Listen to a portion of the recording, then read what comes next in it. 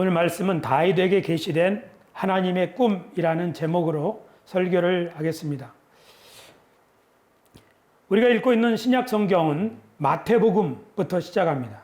마태복음 1장 1절은 아브라함과 다윗의 자손 예수 그리스도의 세계라, 이렇게 예수님을 아브라함의 자손이다, 다윗의 자손이다, 그렇게 소개를 합니다. 예수님 당시에 어떤 사람들은 예수님께 도움을 청할 때 이렇게 외쳤습니다.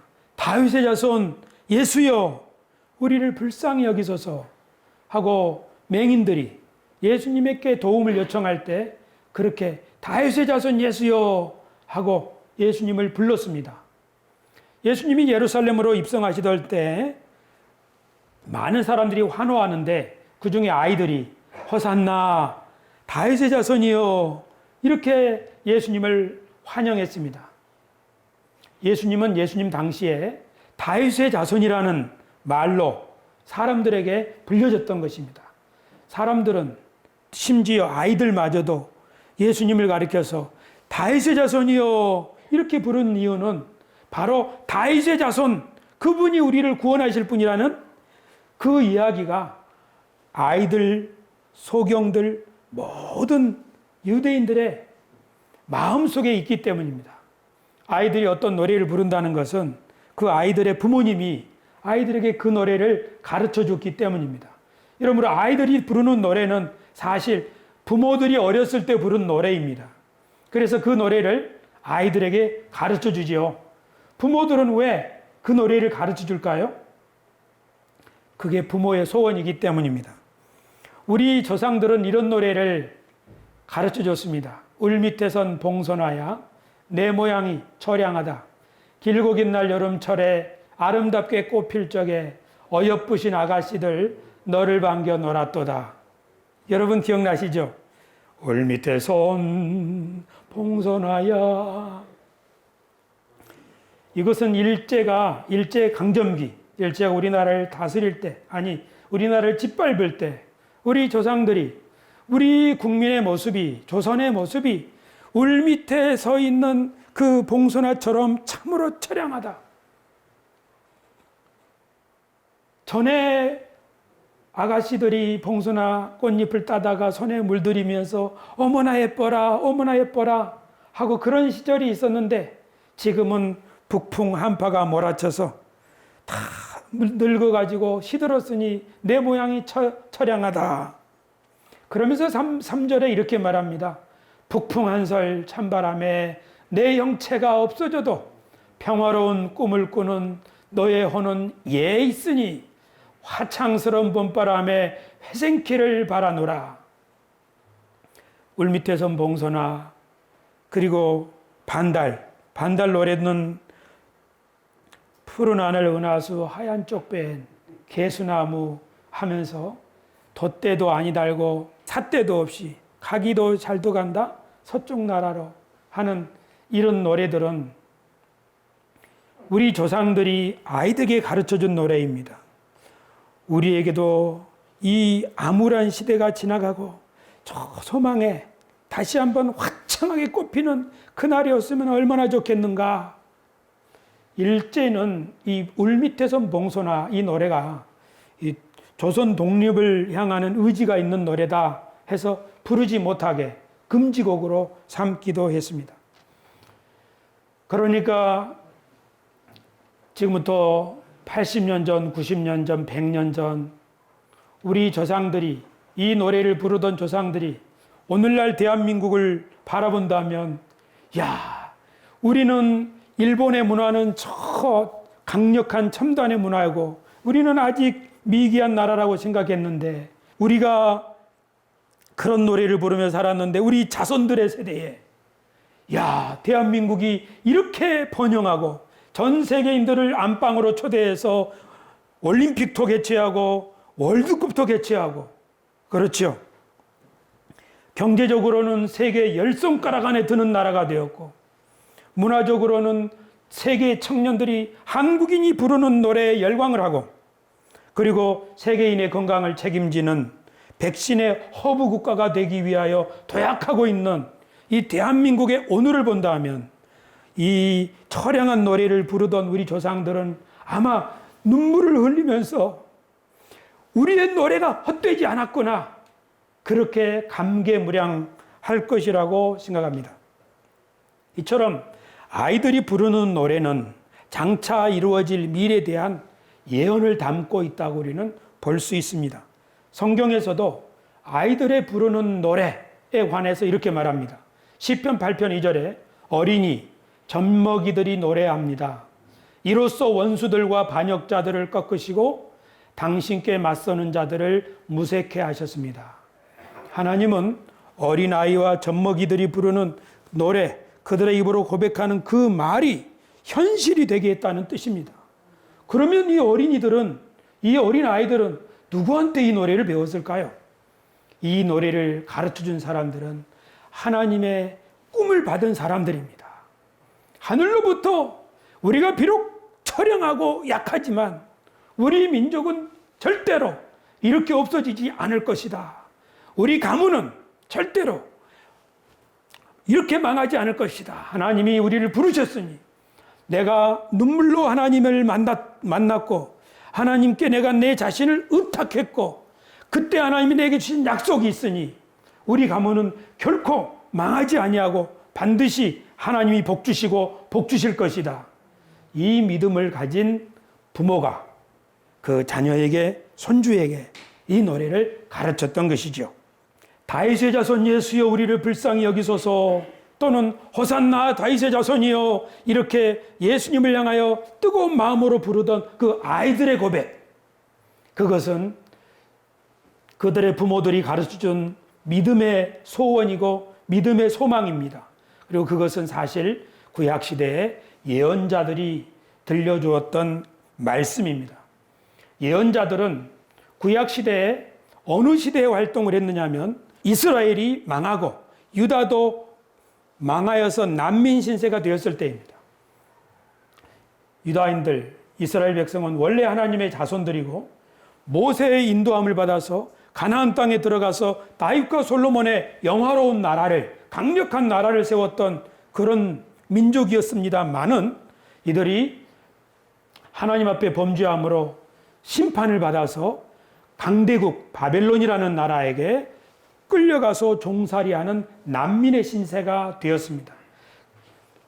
유대인들이 난민이 되고 보니까 성전도 무너지고 나라도 잃고 자신들이 저 낯선 나라에 난민 신세가 되고 보니까 하나님이 우리를 왜 부르셨고 우리에게 어떤 약속을 주셨는데 우리가 그것을 잊어버렸구나 하는 새로운 깨우침을 얻게 되고, 그러면서 원래 하나님이 우리에게 주셨던 약속이 무엇이었나 그것을 다시 성령의 감동으로 재발견하기 시작했습니다.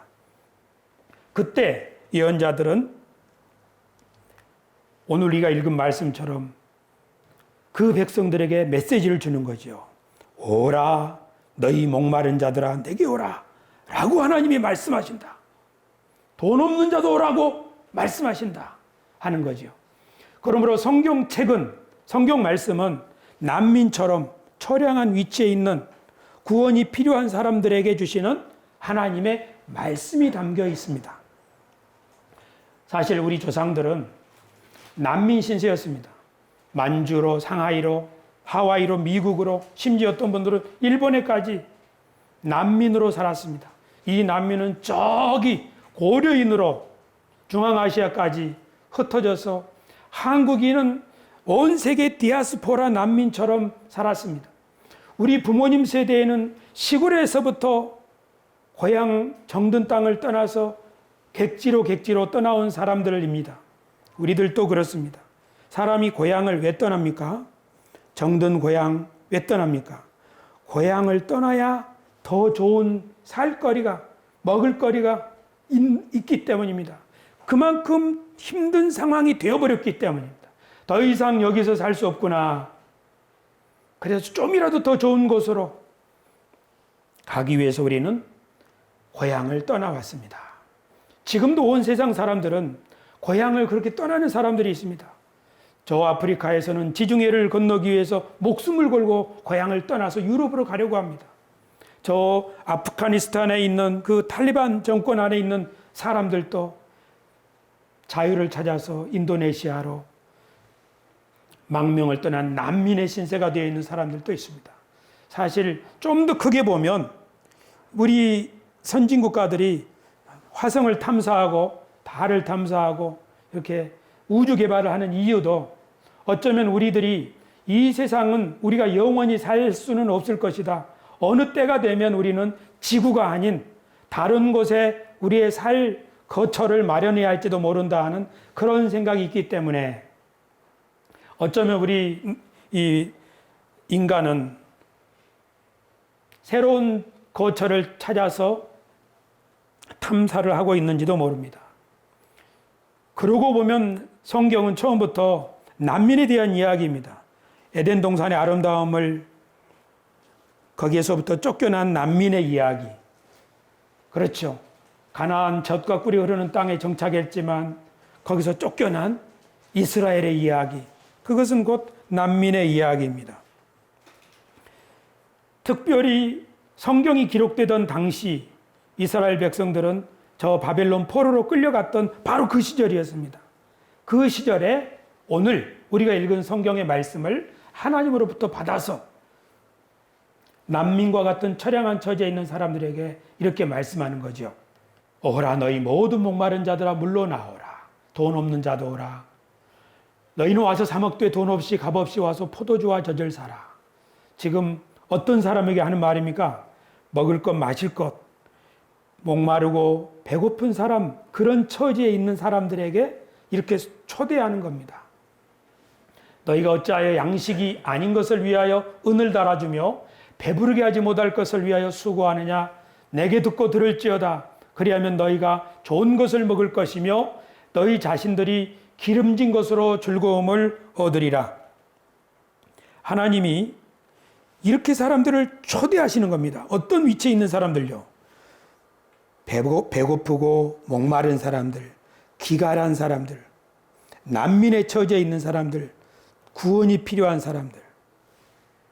성경은 인간이 에덴 동산에서 쫓겨나고 가나안 땅에서 쫓겨나고 심지어 우리의 영적인 상태에 관해서는 죄와 탐심에 종살이하고 있는 형태로 우리들의 인간의 실존을 표현하고 있습니다.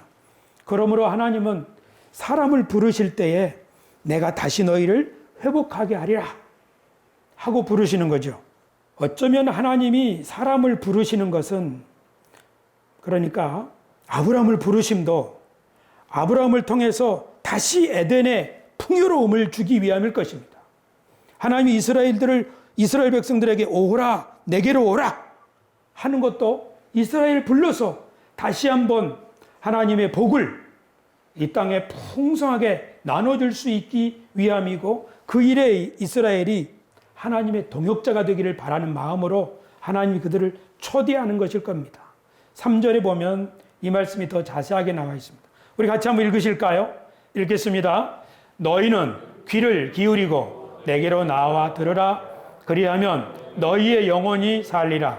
내가 너희를 위하여 영원한 언약을 맺으리니 곧 다윗에게 허락한 확실한 은혜이니라. 아멘. 그렇죠. 하나님은 언약을 맺기 위하여 사람을 부르신다고요. 사실 하나님이 아담을 지으심도 내가 너에게 이 세상을 주노라. 아브라함을 부르심도 내가 너에게 천하 만민에게 복을 나눠줄 수 있는 사람이 되게 하노라 하고 언약을 맺으시는 거죠. 하나님이 이스라엘 백성들을 애굽에서 건져내심도 내가 너희를 제사장 나라로 삼으리라 하시는 거죠. 하나님이 우리를 부르신 것은 내가 이제 너희와 영원한 언약을 맺으리라. 이 언약은 내가 다윗에게 베풀었던 확실한 은혜를 말하는 것이다. 할렐루야. 아멘. 어떤 은혜를 다윗에게 베풀었는가? 보라, 내가 그를 만민에게 증인으로 세웠고 만민의 인도자와 명령자로 삼았었나니. 그러니까 하나님이 다윗에게 이런 은혜를 주셨다는 거죠. 만민에게 증인으로 세웠다고요. 증인이라고 하는 것은 뭔가를 나타내 보여주는 것입니다. 하나님의 증인이라고 하는 것은 하나님이 얼마나 선하시고 얼마나 자비로우시고 은혜가 풍성한 분인가 하는 것을 보여주는 것입니다. 성경에 증거막이라는 게 있습니다. 성막을 가리켜서 증거막이라고 합니다. 이것은 하나님이 이스라엘 백성들과 함께 하시는을 증거해 주는 것입니다. 십계명 돌판을 증거판이라고 하는데 무엇을 증거하는 것입니까? 이것이 바로 하나님의 말씀을 나타내는 것이다 하는 것을 증거하는 것이죠. 그러니까 하나님이 다윗과 언약을 맺으신 것은 다윗을 통해서 하나님을 나타내시기 위함이고 만민의 인도자와 명령자를 삼기 위함입니다. 할렐루야. 그 결과 보라, 내가 알지 못하는 나라를 내가 부를 것이며 너를 알지 못하는 나라가 내게로 달려올 것은 여호와 내 하나님 곧 이스라엘의 거룩하신 이로 말미암음이니라. 이는 그가 너를 영화롭게 하였느니라. 지금 이게 누구에게 주는 말씀입니까? 난민, 포로, 처량한 신세에 있는 유대인들에게 내가 다윗과 맺은 언약처럼 영원한 언약을 너희와 맺겠는데 내가 다윗을 내 증인으로 삼았고 만민의 인도자와 명령자를 삼은 것처럼 내가 너희에게 이 언약을 주어서 너희를 영화롭게 할 것인데 그렇게 되면 너희가 내가 알지 못하는 나라를 부를 것이다. 너를 알지 못하는 나라가 내게 달려올 것이다. 할렐루야.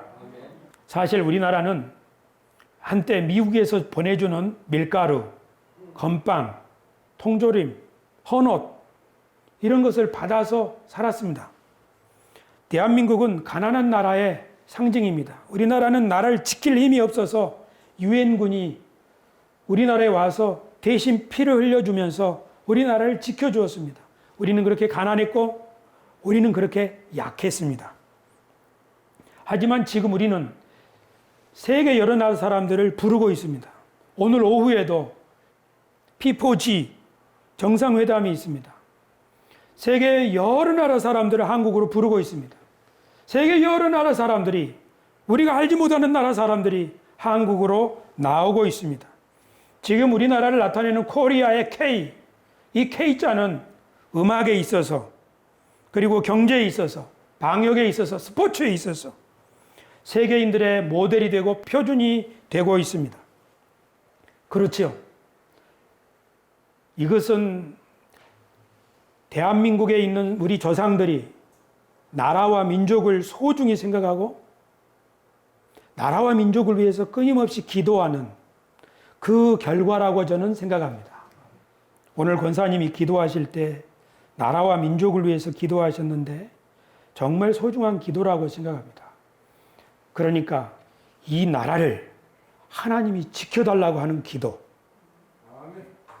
근데 이 기도는 저 일제시대 때부터 눈물로 하나님께 드려진 기도였고 수많은 산들에서 산상기도를 통해서 부르짖던 기도였고 수많은 교회의 새벽 기도에서 밤 기도에서 나라와 민족을 위해서 기도하는 좋은 우리들의 전통입니다.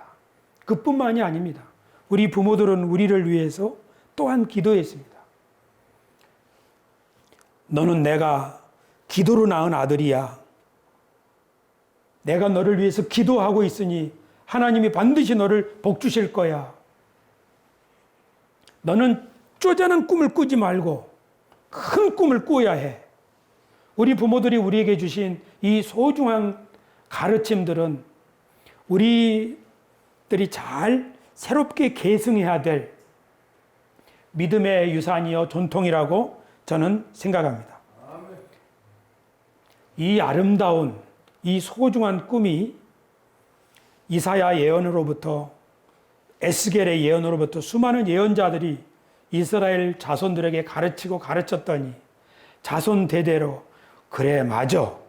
하나님이 우리와 영원한 언약을 세우신다고 하셨는데 그 언약은 다윗에게 베푸셨던 은혜처럼 우리를 다시 한번 만민에게 모델이 되는 나라, 우리들이 다시 한번 열방의 지도자가 되는 나라로 하나님이 세우실 것이라고 하는 이 기대가 유대인의 아이들의 입에서 입으로 부모에게서 자손에게로 이어졌기 때문에 예수님을 보면서 호산나 다윗의 자손이여 다윗의 자손 예수여 우리를 불쌍히 여기소서 하는 그런 믿음의 고백으로 이어진 줄 믿습니다. 그리고 똑같이 고난을 겪은 우리 한민족에게 지금까지도 나라와 민족을 위한 기도가 그치지 않으며 교회와 가정을 위한 기도가 그치지 않으니 우리 대한민국의 자산은 자연 자원도 아니요, 뛰어난 교육열도 아니요, 하나님이 이 나라를 지켜주시기를 바라는 하나님의 도우심을 받아서 이 나라가 말 그대로 세계를 위하여 동방에 빛나는 횃불과 같은 역할을 감당할 수 있기를 소망하는 우리 조상들의 염원이 오늘 우리들에게 이어진 줄 믿습니다. 그러므로 우리는 새로운 버전으로 나라와 민족을 위해서 기도해야겠습니다. 우리는 새로운 버전으로 교회와 가정을 위해서, 자손을 위해서 기도해야겠습니다. 우리가 어려운 형편에 있을수록, 처량한 가운데 있을수록 우리 자손을 위한 기도를 끊이지 않게 되기를 예수님의 이름으로 축복합니다. 특별히 제가 존경하는 분들은 다 이렇게 기도하는 것 같습니다. 자녀들, 손주들 이름을 식사 때마다 다 부르는 거예요. 누구예요? 저희 어머니예요. 저희 어머니는 초등학교를 나오지 않았지만 식사할 때마다 저희 형제들 그리고 어머니의 손주들 이름을 샥 부르면서 기도를 하는 거예요. 근데 우리 세소만교회 왔더니 이덕순 집사님도 똑같이 그렇게 기도를 하는 거예요. 그런데 우리가 그 기도를 잘 이어가야 되겠다 하는 생각입니다.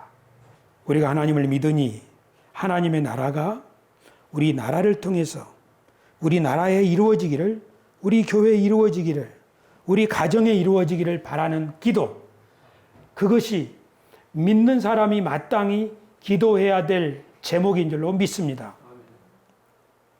이렇게 하나님이 장차 다윗의 자손으로 구원자를 보내주신다 하는 이 기대와 희망은 모든 유대인 아이들의 입에 있는 노래이기도 했지만 사도 바울의 편지에도 설교에도 여러 번 나타납니다. 바울 사도는 사도행전에서 이런 설교를 했습니다. 다윗을 왕으로 세우시고 증언하여 이르시되 내가 이새의 아들 다윗을 만나니 내 마음에 맞는 사람이라 내 뜻을 다 이루리라 하시더니 하나님이 약속하신 대로 이 사람의 후손에서 이스라엘을 위하여 구주를 세우셨으니 곧 예수라. 사도 바울도 하나님이 이새의 아들을 통해서 하나님이 뜻하신 바를 다 이루겠다, 그렇게 약속을 하셨다고 말씀합니다. 그러면서 하나님의 이 약속이 바로 예수 그리스도를 통하여 우리들에게 이루어진다고 말했습니다. 그러니까 아이들은 예수님을 바라보면서 다윗의 자손 예수여 우리를 구하소서 하고 노래를 불렀다면 사도 바울은 설교를 하면서 하나님이 이새의 아들 다윗에게 이렇게 말씀하셨다. 내가 이새의 아들 다윗을 보니 그는 내 마음에 맞는 사람이다. 그는 나를 존중히 여긴다. 내가 그를 통하여 내 뜻을 다 이루겠다. 그렇게 말씀하셨는데 하나님의 이 말씀대로 하나님이 예수 그리스도를 다윗의 후손으로 보내셔서 하나님이 뜻하신 바를 다 이루셨습니다. 그러므로 예수님을 받아들이시기를 바랍니다. 이렇게 설교를 했던 거지요. 교우 여러분, 그러면 예수님이 오셔서 하나님의 뜻을 다 이루셨다, 그렇게 말씀하셨는데 예수님은 하나님의 무슨 뜻을 다 이루셨을까요? 예수님이 십자가에서 돌아가시기 전에 이런 말씀하셨지요. 다 이루었다. 예수님이 십자가에 달리시기 전에 요한복음 17장에서 이렇게 말씀하셨습니다. 아버지여, 아버지께서 내게 하라고 주신 일을 내가 이루어 아버지를 영화롭게 하였사오니. 예수님은 하나님이 자신에게 주신 일을 다 이루었다고 하나님 앞에 보고했습니다. 그리고 십자가에서 죽으실 때도 내가 다 이루었다 하고 운명하셨습니다. 예수님은 무슨 일을 다 이루신 걸까요? 요한복음을 자세히 살펴보면 요한복음은 창세기와 비슷하게 기록되어 있습니다. 창세기 1장 1절도 태초에 하나님이 천지를 창조하시니라. 이렇게 시작하는데 요한복음 1장 1절도 태초에 말씀이 계시니라. 이렇게 시작합니다. 하나님은 6일 동안 천지를 창조하시고 7일째 되는 날 쉬셨는데 요한복음에는 7가지의 표적, 기적이 나타납니다. 그 첫 번째 기적은 물을 포도주로 만드는 기적이고 마지막 7번째 기적은 예수님이 십자가에 달려 죽으시는 표적입니다. 창세기에서 하나님은 사람을 만드시고 그 코에 생기를 훅 불어넣으셨는데 요한복음 끝부분에서 예수님은 부활하셔서 제자들에게 숨을 크게 내쉬면서 후 성령을 받으라 그렇게 말씀하셨습니다. 그러므로 창세기에서 하나님은 아담이라고 하는 이 세상을 관리할 하나님의 대리인, 하나님의 청지기, 하나님의 아들 아담과 하와를 만드셨습니다. 그리고 그들에게 세상을 맡기셨습니다. 요한복음에서 예수님은 말씀이 육신이 되어 이 세상에 오신 분으로서 자신의 몸을 들여서 이 세상에 자신의 피를 흘려서 새로운 존재를 탄생하게 하셨습니다. 그가 바로 교회입니다. 바울 사도는 교회를 가리켜서 예수님이 핏값으로 사신 교회다. 그렇게 말씀합니다. 그러므로 예수님이 다 이루었다. 아버지께서 내게 하라고 하신 일을 내가 다 이루었나이다. 이 말씀 속에는 하나님이 나에게 새로운 세상을 맡아 관리할 새로운 피조물, 새로운 이스라엘, 새로운 아담, 새로운 제사장, 새로운 언약 백성인 교회를 만들라고 하셨는데 내가 내 삶을 들여서 그들을 모았고 그들을 가르쳤고 이제 내 목숨을 바쳐서 그들을 이 세상에 태어나게 하여 했으니 이제 하나님 내가 죽음으로 내가 마지막 숨을 내쉼으로 그리고 부활하여 새 숨을 불어넣음으로 하나님이 이 세상에 만들기를 원하셨던 하나님이 영원한 언약을 맺기를 원하셨던 하나님이 장차 동역자로 삼으셔서 하나님의 세상을 새롭게 만들기를 원하시는 그 대리인인 교회를 만들었나이다 하는 고백인 줄로 믿습니다. 그래서 예수님이 다 이루신 일은 예수님이 피로 값주고 사신 우리들을 만들었다는 것입니다.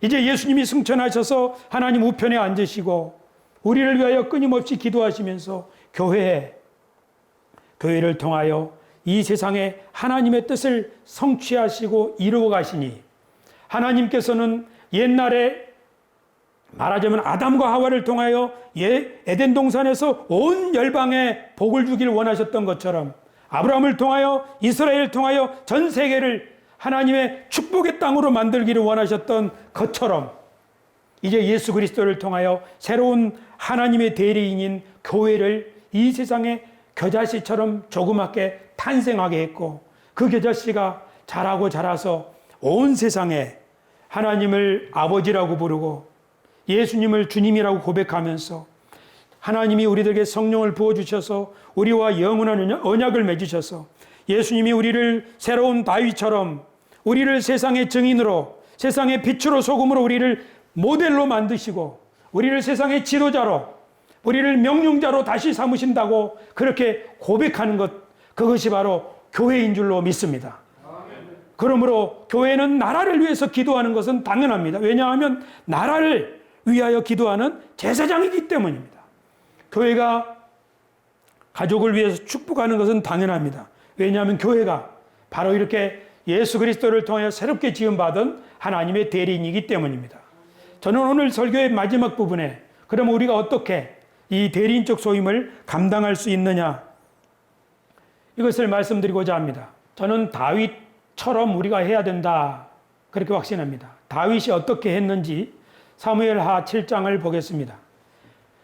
여호와께서 주위의 모든 원수를 무찌르사 다윗 왕으로 궁에 평안히 살게 하신 때에 왕이 선지자 나단에게 이르되 볼지어다 나는 백향목 궁에 살거늘 하나님의 궤는 휘장 가운데 있도다. 나단이 왕께 아뢰되 여호와께서 왕과 함께 계시니 마음에 있는 모든 것을 행하소서 아니라.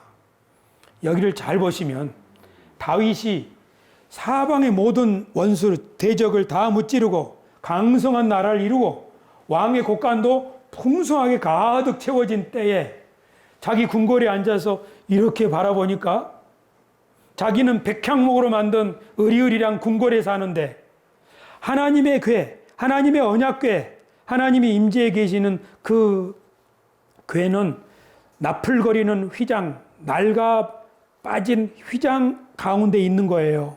그래서 나단을 불러서 야, 나는 이렇게 좋은 데 사는데 하나님의 궤는 저렇게 초라한 곳에 있으면 이게 되겠느냐? 이 말이 뭡니까? 내가 하나님의 궤를 모실 만한 집을 지어드리고 싶다. 하나님의 궤가 저렇게 초라한 데 있으면 사람들이 하나님을 가볍게 생각하지 않겠느냐 하는 것이지요. 그러니까 나단 선지자가 왕의 마음에 있는 대로 다 하십시오. 그렇게 말했죠. 사무엘하 7장을 읽어보면 하나님이 다윗을 기쁘게 받으셨습니다. 그리고 다윗에게 축복의 말씀을 주시는 거지요. 바로 여기에 내가 이새의 아들 다윗을 만나니 내 마음에 맞는 사람이라. 여기에 핵심이 있는 것 같습니다. 하나님은 하나님의 뜻을 이 세상에 펼칠 때 하나님의 마음에 맞는 사람, 그 사람을 통해서 이루는 거죠. 다윗이 어떻게 하나님의 마음에 맞는 사람이 되었습니까? 하나님을 생각한 거예요. 나는 이렇게 잘 사는데 하나님의 궤는 저렇게 있구나. 하나님을 존중하고 하나님께 감사하고 싶은 마음이 다윗에게 있는 거지요. 할렐루야. 하나님을 존중하는 사람, 그 사람을 통해서 하나님은 하나님의 뜻을 이루는 줄로 믿습니다. 그러니까 하나님을 대접하는 사람이 되어야 합니다. 그러면 우리가 어떻게 하나님을 대접할 수 있나요? 지난주에 우리 이덕순 집사님이 차 타고 가면서 우리 차량 식구들에게 갈비탕을 사주셨어요. 10,000원짜리. 차량 식구들이 갈비탕을 먹고 참 맛있다. 점심 대신한 거지요. 사람은 대접이 필요합니다. 근데 하나님도 대접이 필요할까요? 하나님도 식사를 하셔야 되나요? 그런 건 아니지 않습니까? 하나님이 집이 필요한가요? 그런 건 아니잖아요. 예수님께서 우리가 어떻게 해야 하나님을 대접하는 것인가 하는 것을 가르쳐 주셨습니다. 하나님을 대접하는 길. 누가복음에서 누구든지 내 이름으로 이런 어린아이를 영접하면 곧 나를 영접함이요. 또 누구든지 나를 영접하면 곧 나를 보내신 이를 영접함이니라. 그러니까 우리가 하나님을 대접하는 것은 뭡니까? 어린아이를 잘 영접하고 받아주는 것입니다. 또한 마태복음에서 내가 진실로 너희에게 이르노니 너희가 여기 있는 내 형제 중에 지극히 작은 자 하나에게 한 것이 곧 내게 한 것이니라. 이 세상에서는 어린아이, 작은 자, 약한 자, 볼품없는 자, 그런 사람을 무시하고 그들에게 학대를, 횡포를 부리기 때문에 이 세상에 모든 문제가 일어나는 거죠. 그러니까 이 세상의 모든 문제는 나보다 못한 사람, 없는 사람, 약한 사람, 가난한 사람, 그런 사람들을 무시하고 억압하고 학대하기 때문에 세상이 어지러운 거지요. 그러니까 하나님의 나라가 이 세상에 이루어지려면 어린 사람, 작은 사람, 약한 사람을 하나님 대하듯이 존중히 여길 때 거기에 바로 하나님의 나라가 이루어진다고 예수님이 가르치신 줄로 믿습니다. 우리가 하나님을 대접하는 것은 하나님에게 집을 지어드리는 것도 아니요. 우리가 하나님을 대접하는 것은 바로 이렇게 작은 자 한 사람, 그 사람을 잘 섬기는 것입니다. 우리보다 더 작은 교회를 섬기는 것입니다. 우리보다 더 어려운 선교사들에게 도움을 주는 것입니다. 언제 그런 마음을 가지게 될까요? 어떤 사람들은 다윗처럼 저 나라 사람들, 저 교회들, 저 시골에 있는 그런 분들에 비하면 나는 얼마나 풍족한가. 그러니 내가 좀 줄여서 좀 도와줘야겠다. 내가 좀 동참해야 되겠다. 그런 마음을 가지게 될 때 그런 사람들을 통해서 하나님은 이 땅에 하나님의 뜻을 이루시게 되리라고 저는 확신합니다. 우리 교회는 올해 교회 설립 40주년을 맞이했습니다. 하나님께서는 우리 새소망 교회를 지금까지 은혜를 베푸셔서 여기까지 인도하셨습니다. 이제 우리 교회가 나아갈 길, 그것은 바로 다윗이 행하였던 것처럼 우리가 하나님을 생각하는 겁니다. 우리가 하나님을 생각한다는 것은 하나님을 대접하는 것입니다. 어떻게 하면 하나님의 이름이 높아질 수 있을까? 그 중에 하나는 하나님의 교회가 초라하게 있으면 안 되겠구나. 그런 생각에 교회를 잘 섬겨야겠다. 그런 마음도 중요한 겁니다. 또, 나는 이렇게 좋은데 저 사람은 저렇게 어렵구나 하면서 도움을 베푸는 일에 나서기 시작할 때 바로 이것이 우리 교회가 하나님 앞에 영광을 돌려드리는 그런 길인 줄로 믿습니다. 교우 여러분, 큰 집을 짓는 우람한 건축물을 짓는 그 건축 현장에 석공이 있다 하십시다. 석공은 돌을 이렇게 깎아서 어떤 모양을 만드는 사람입니다. 그런데 이 석공이 자기가 만드는 이 모양이 이 건축물의 어떤 모양이 될지는 잘 모릅니다. 하지만 시킨 대로 열심히 깎아서 탁 만들어서 주었을 때 그 건축물의 설계자가 그 건축물을 다 만든 다음에 어느 날 석공이 그 자기가 깎았던 돌이 저기에만 있구나 하고 그 우람하고 영광스러운 건축물의 모습에 자기가 어떻게 기여했는지를 깨닫게 되는 것처럼 오늘 우리가 수고하는 이 작은 수고들도 주님이 이 땅에 다시 오시는 날 우리의 모든 수고가 어떤 의미가 있었는가 하는 것을 그날에 밝히 보여줄 줄로 믿습니다. 우리가 어떤 사람을 위하여 수고를 했다면 그날에 주님께서는 네가 누구를 위해서 헌신하고 봉사하고 기도했는데 내가 너 헌신과 수고와 기도를 받아서 이렇게 아름다운 역사를 이루었어 하고 우리에게 보여주실 때 우리는 면류관을 쓴 것처럼 뿌듯하고 행복해질 줄로 믿습니다. 그러나 아직은 우리의 수고가 어떤 것인지 어떤 의미가 있는지 잘 모를 수 있습니다. 여러분이 교회를 위해서 헌신하는 작은 헌신들이 어떤 결과를 낳게 될지 잘 모를 수 있습니다. 하지만 하나님께서는 우리들에게 그 결과를 보게 하실 줄로 믿습니다. 어떤 것은 우리가 죽기 전에 볼 것이고 어떤 것은 우리가 주님께 가서 다시 몸으로 부활할 때 새롭게 지어진 세상에서 보아라. 설교를 준비하면서 여러분들이 교회를 위해서 헌신한 것들을 하나씩 생각해 봤어요. 우리 이주은 집사, 이치은 집사가 우리 지방의 찬양 경연대회에 나가서 노래하던 그런 사진들 제가 생각해 봤어요. 여러분들이 하나님의 교회를 예배당을 마련하기 위해서 정말 어려운 가운데 헌금을 하고 하던 모든 수고들, 예배당을 이전하면서 그 보수공사하고 리모델링하고 하는 그 힘든 작업에 참여했던 것들, 그리고 한 사람을 실족한 데서 일으키기 위해서 수고했던 모든 수고들, 이런 것들이 장차 새소망 교회가 아름답고 크고 정말 빛나는 교회가 될 때 우리의 수고가 어떤 결과를 맺었는지를 하나님이 보여주시게 될 때 정말 우리 보람이 얼마나 크게 될까. 그런 소망을 가지고 있는 사람들마다 실망을 하지 않고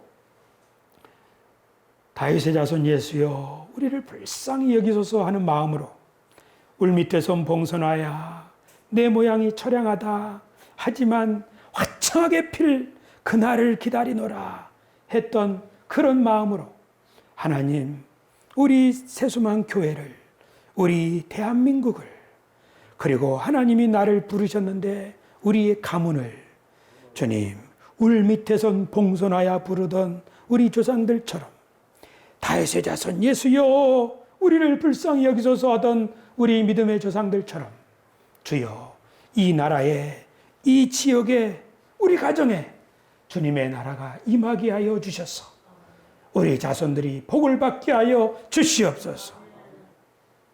그렇게 기도할 때마다 이 기도가 반드시 열매로 맺혀질 줄로 믿습니다. 여러분 이걸 믿습니까? 이 믿음을 가지고 우리 다 같이 오늘도 가정과 자녀들을 위해서 기도하시고 교회와 나라와 민족을 위해서 기도하시고 그러면 이 기도가 정말 놀라운 열매를 맺게 될 줄로 믿습니다. 저에게는 손주가 있습니다. 김시우라는 손주가 있습니다. 어제도 다녀갔습니다. 그 손주가 50대, 40대가 될 그때에 앞으로 30년, 40년, 50년 후에 오늘 제가 드렸던 기도가 자기 시대에 이루어지는 것을 보게 되기를 저는 소망합니다. 그것이 우리 나라를 통한, 우리 교회를 통한, 우리 가문을 통한 하나님의 은혜요, 역사요, 모델입니다. 이 축복이 우리 각 가정에 이루어지게 되기를 예수님의 이름으로 축복합니다.